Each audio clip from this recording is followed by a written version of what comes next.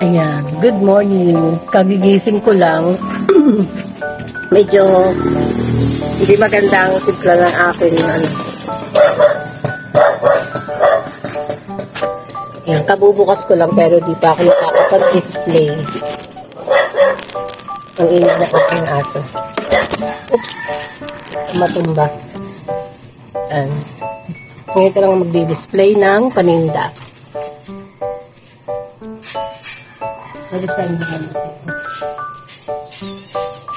Ay, umalis ka dyan, men. Medyo inuubo ako. Yan ang aking mga gulay. I-display ko pa lang. Ayan, nahinugan na ako ng ampalaya. Pag ganitong nahihinugan na ako niyan, uulamin na namin yan. Para naman hindi masayang. Yan, kinalat na naman ang aking mababait na kuting, ang mga aking patungan nito. Yung feeds na tumba na.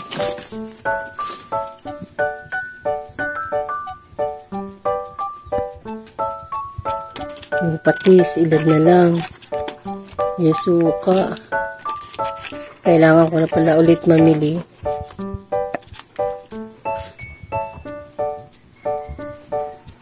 Bali, ang anak ko nga pala na pangaray ang nagbantay kahapon. Maghapon siyang nagbantay. Kasi nga, medyo masama yung aking pakiramdam. Ayan, may saba tayo ngayon. Dahil may nagbenta sa akin kahapon ng umaga. Ayan. Bili ko nga dito ay 15 isang kilo. Tapos, ibibenta ko siya ng 25 pesos isang kilo. Halos wala na pala akong gulay, ilan na lang. Kailangan ko na talagang mamili.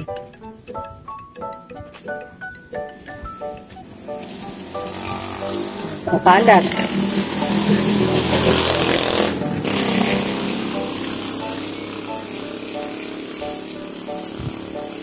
Pag ang anak ko talaga ang nagbabantay, ay ang ganyan. Basta sa niya na lang ilalagay. Pag may bibili ng candy, pag may ayan, di ba? Pag may nabili ng gasolina, sabi ko ibabalik doon, hindi naman binabalik. So guys, ngayon ay magdi-display ako.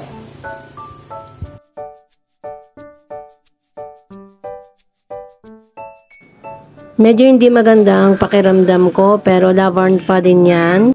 Dahil kailangan natin kumita ng datong. Tuwing umaga ay ganyan ang aking routine. Nag-aayos ako ng mga paninda. Tulad ng gulay, tapos ayan, ganyan. Konting ayos-ayos lang.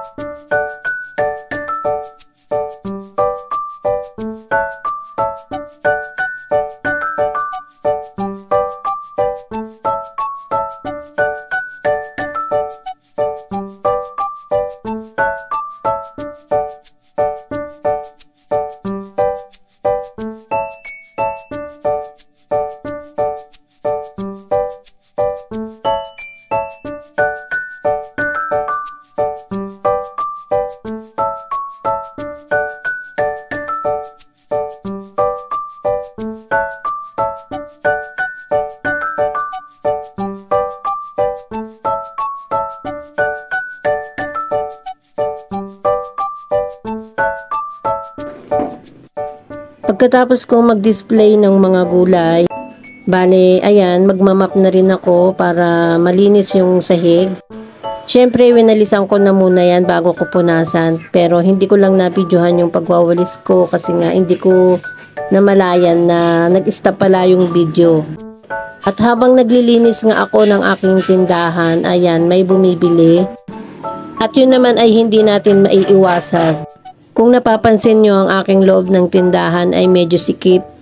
Sa totoo lang, medyo hirap na akong kumilos dito kasi nga hindi ako makakilos ng ayos dahil halos ang daming abubot. Yung natapos gawin tong tindahan ko, yung nakita ko, akala ko malaki siya.